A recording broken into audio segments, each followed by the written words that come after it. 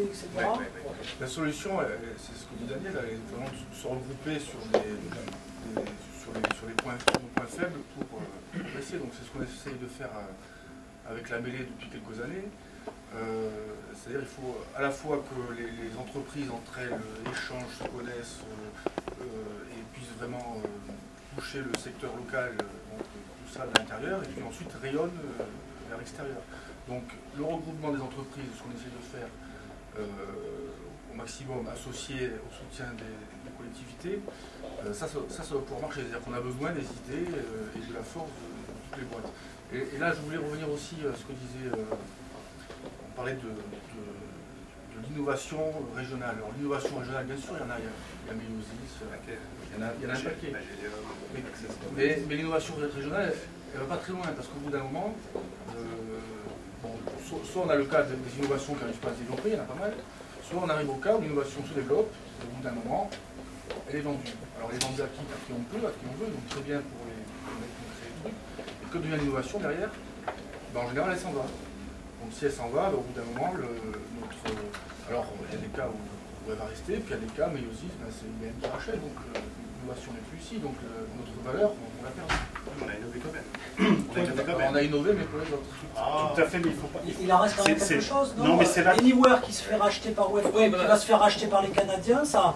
C'est la fin des emplois dans le domaine du M2M à Toulouse, ou c'est au contraire... Je ne peux pas le garantir, mais la stratégie à l'époque, avant le rachat de l'OPA de Wireless, Sierra Wireless sur Webcom, avec Webcom, la stratégie c'était de développer la R&D du groupe Webcom sur Toulouse, dans tout ce qui est logiciel. Sachant que le hardware était fait en partie sur la Chine et à Paris, mais a priori il y avait une idée, il y avait une grosse ambition de développer un pôle de R&D c'est ce qu'ils ont dit à l'époque. Et c'est ce qui est dit, parce que j'ai quand même pas mal d'embauches, Anywhere embauchait encore pas mal en fin d'année.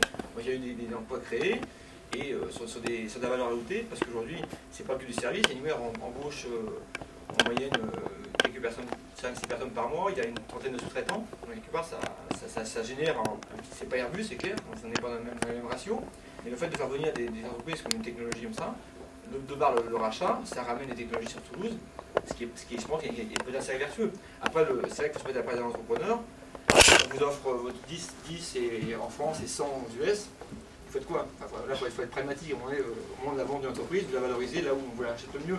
Et malheureusement, en France, on n'est peut-être pas capable de valoriser aussi bien pour un Toyota, puisque dans le budget, on a démarré avec un Virdi a suivi, mais par contre, le lead investor, c'est un fonds américain.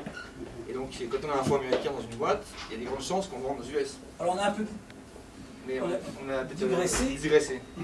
On revient à notre sujet, les préconisations. Qu'est-ce qu'on fait là pour maintenir? Parce qu'il nous reste 10 minutes de solutions et de propositions. Moi, très rapidement, je pense qu'en effet, c'est de toute façon créateur, mais il ne faut pas qu'on soit simplement une région d'incubation de nouveaux projets innovants. Donc, il y a une grosse problématique, notamment par rapport à la crise actuelle, mais de désindustrialisation. Alors, c'est normal que les collectivités travaillent beaucoup sur le soutien de l'industrie, notamment autour de la sous-traitance, etc. Mais les collectivités sont par nature très orientées sur l'industriel et pas sur le service. Or, ces 40 000 emplois sont beaucoup en soutien à l'industrie, mais dans les services et la capacité de créer de l'immatériel. Donc le logiciel, c'est la meilleure façon, dans d'autres domaines, pas que dans les domaines logiciels, mais même en biotechnologie, etc., de valoriser l'innovation, parce que c'est pas cher, parce que c'est immatériel. On a le tissu, on a les ingénieurs, on a les compétences.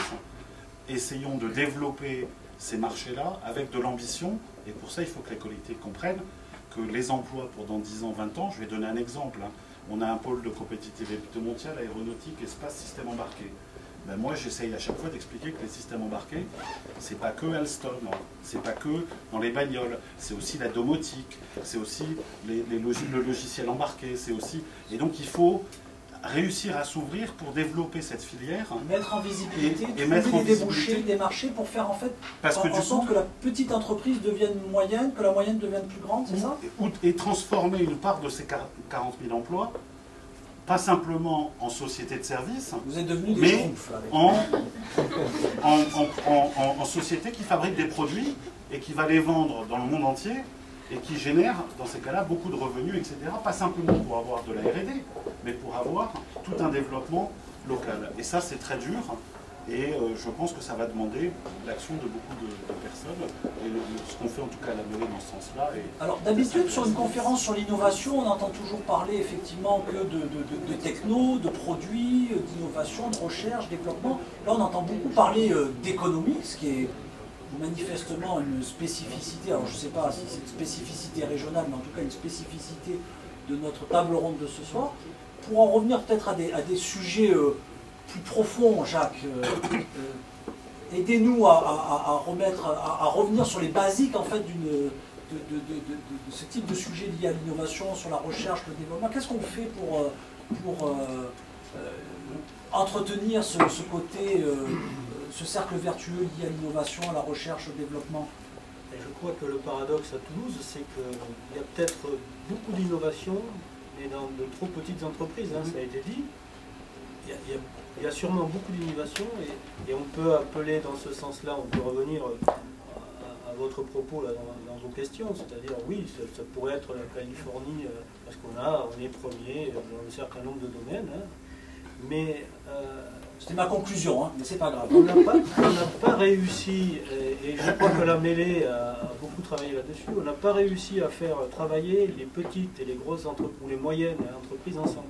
On a eu il y a quelques années un projet de cercle numérique qui a avorté au bout de quelques réunions, où on retrouvait Ludovic, on retrouvait les mêmes. C'est transformé. Ça s'est transformé. Mais la difficulté, c'est ça, c'est qu'il faudrait aujourd'hui, je pense, que ces petites innovations qui sont partout en région toulousaine... Mais est-ce que c'est pas un mal français, ça, Jacques? C'est français, c'est pas que... Et est-ce que vous en sortez justement pas mieux? Est-ce que nous en sortons justement pas mieux ici? Parce que je vous trouve... Non, je ne crois pas, mais je pense que c'est une chance aussi, parce que tant qu'il y aura de l'innovation, eh bien, il en sortira toujours quelque chose. S'il y a 10 innovations, s'il y en a une qui perd, c'est bien, quoi. Enfin, on n'a pas cité encore Oseo, donc je l'ai cité. Au concours Oseo, tous les ans, les entreprises toulousaines arrivent souvent en tête. Ouais. Donc on a, en termes d'incubation, on a un incubateur régional qui marche bien. On a combien, enfin c'est en centaines une centaine de projets qui sont sortis de l'incubateur aujourd'hui, hein, donc entreprises créées, quoi. On a 17 pépinières d'entreprises dans la région Midi-Pyrénées. Donc si tu veux l'innovation, enfin pour moi, ce que je disais tout à l'heure, grâce aux écoles d'ingénieurs et à l'université de Toulouse, si tu veux, tu as une incubation très forte. Et on a donc les relais financiers, je trouve, globalement, donc on a quand même ça très fort. Après, ce qui est dur, effectivement, c'est... Moi, je suis aussi un exemple. Plusieurs de mes boîtes qui ont été rachetées, mais c'est la vie, ça. C'est-à-dire qu'on a amené les sociétés à un certain niveau, elles ont été rachetées, donc ça continue à vivre, quoi. C'est-à-dire que le sentiment, en fait, qu'on a un petit peu... Ce que je veux te dire, c'est qu'on n'a pas sorti un Apple, on n'a pas sorti enfin, récemment. En France, il y en a peu. Il y a très peu, qui sont sortis. Par contre... Voilà. Donc on est au même niveau, si tu veux, que la France par rapport à ça. Mais si tu regardes toutes les entreprises qui sont jeunes entreprises innovantes, si tu regardes avec Oseo les stats, enfin je ne sais pas, mais les stats... Est-ce que par exemple, il y a ailleurs une association professionnelle aussi puissante et aussi organisée que celle de la mêlée numérique? Est-ce que vous connaissez? Dans le monde? Non, mais... Pas dans le monde, mais déjà en France.